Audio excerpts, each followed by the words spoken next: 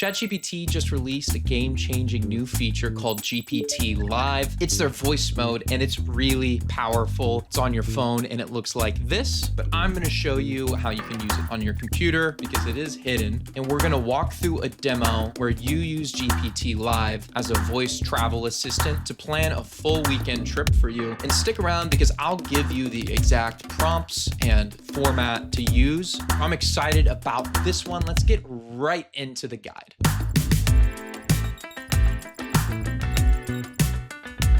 Okay, first, if you haven't heard of GPT Live, the big difference from its previous voice tool is the latency. It feels natural to interrupt, tell it to change course. Now, it does have different speeds that you can pick. I'm going to be showing you it on the instant speed and medium speed. And the other thing is that it can work on tasks in parallel. So if you look here, it actually can delegate to GPT 5.5 to do research for you while it's still talking to you. So that's why it's great for this use case where we are searching multiple different things on the web and putting through an itinerary. It's so much better than it used to be. Now, I tested this a bunch for this use case and I got some good notes from GPT Live itself and then also kind of read between the lines to figure out which of those notes to actually listen to. So first, I'm just going to demo it for you and show you our first cool pro tip. If you use ChatGPT on your computer, you're probably using the desktop app, but right now, this live feature is only available if you go to chatgpt.com on your desktop or if you have the app on your phone. Now, second pro tip, I don't know how many times a day I'm like, I should ask ChatGPT this, or someone asks me a question and it says, ask Chat to look it up. So I bound GPT voice to this action button on my iPhone that you may or may not have depending on the model. But if you search action button on your iPhone and then go to shortcuts, ChatGPT, and then I think live voice is what it's called, and select that, it'll start a new thread and launch live voice whenever you click and hold that action button. So that's super nifty. And I recommend it because it'll get you to use that muscle more of voice prompting AI first. So I just want to show you what I got back with just a few minutes of work from ChatGPT, planning a Chicago weekend itinerary. I want to give a few caveats here. It's probably not going to be able to find you stuff like room availability or exact pricing yet. That will be coming as they improve this product. But like most new AI products, their tool use is limited when they first release, but you can definitely play around with it and see what it can do. And I like that it cites its sources. Well, I did check Ticketmaster. I wonder if it's able to see availability. Let's find out. Hey, are you able to find availability of hotel rooms for that weekend for me, or like availability of event tickets on Ticketmaster? Yeah, check it.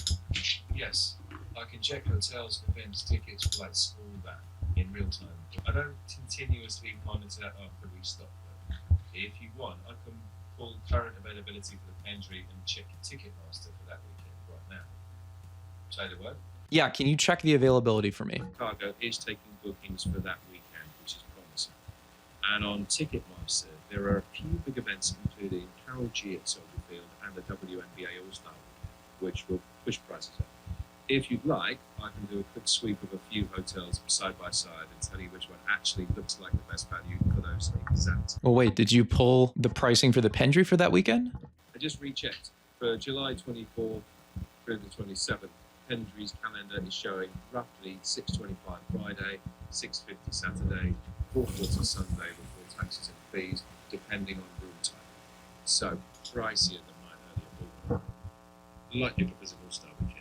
That's interesting. So it was able to find ballpark pricing. So that made me ask for, it wasn't exact. And I don't know what the source was. Maybe Google. Actually, I mean, in the source, it does say it checked. Oh, it checked booking.com. Okay. Interesting. Okay. Well, we learned something about how this works. Another key thing I noticed is that it isn't actually aware that it can use GPT 5.5 as a sub agent. I asked it. And so it's unaware that it can go have sub agents do stuff in the background while you're talking, but it knows it can do work in parallel. It's a weird thing. So yeah, right now, like saying like use sub agents or work in parallel doesn't really add much efficiency in. The first thing I would do, I would start a voice and then I would bump this up to high for intelligence. It's going to take longer and think harder. So maybe when you're doing like kind of researching the structure of a trip, instant might be better, be more like talking to a person, and then medium or high will be a little bit slower. That instant intelligence setting is going to be using the new new GPT Live instant model, which is kind of the flashy one they're showing off. So if you bump it up to like medium or high, it's going to use that 5.5 underlying model just right off the bat. It's not even going to work like in the background, like I described earlier. But it still can do multiple tasks at once, which is new in voice and really nice. Okay, so I don't want to walk it through every little task when I'm telling it to plan this trip. So this next part, we're going to be emphasizing the goal in the outcome versus leading it through the whole plan. So you want to say things like plan the trip, build the strategy, create the report. Just in general, for tasks like this, you want to say decide for me, make recommendations, language like that, instead of leaving them open-ended. And a pro tip is to say decide for me on which hotel and explain why. Always explain why is good. And definitely give any constraints that you have at the top. So here's an example of how you can give a good brief to get a planned travel itinerary. I want you to plan a complete Chicago travel weekend for me. Give me the whole itinerary, hotels, restaurants, attractions. We want a coherent plan. We want to know the best neighborhood to stay in, best hotels, and things to do while we're there. Priorities are walking, sightseeing, good eats, and at least one like memorable or special dinner. And it's for two. I exclude flights from this. Our rough budget is $500 a day, and we'll do this for July 24th through July 27th. Michigan Avenue area. Everything you want to see is basically walkable. My top hotel pick would be the Pendry Chicago. It's right on Michigan Avenue. Gorgeous building, easy walk to everything, and it does have availability for your dates.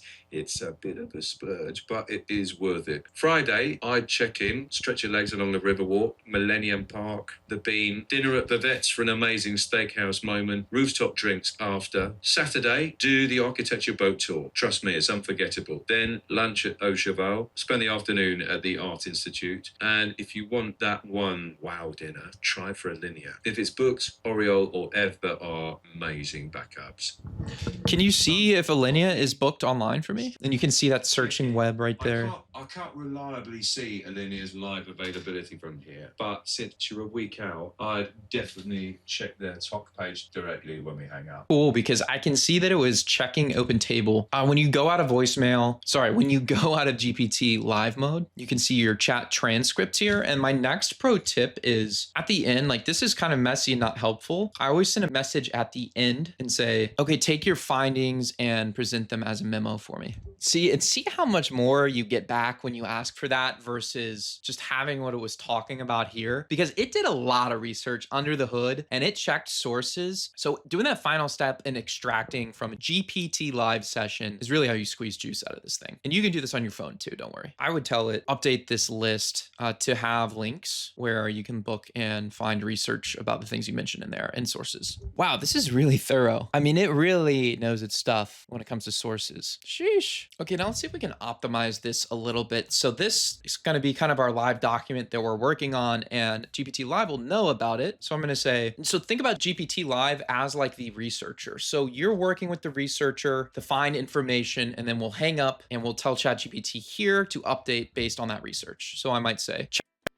for that weekend in Chicago and suggest some backup plans for each day in case we get bad weather. One set, right, here's how I build in wet weather backups. For Friday, if the rain ruins that outdoor loop, shift the cultural centre, Art Institute early, and maybe indoor drinks to the Dearborn. Saturday, if the boat tours a washout, sub in the architecture centre, the Rookery lobby.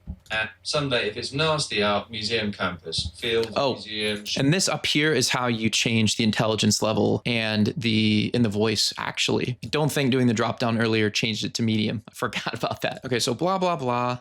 I think it's done that research. And I'll say, okay, take what we just spoke about on backup plans and put that into the memo.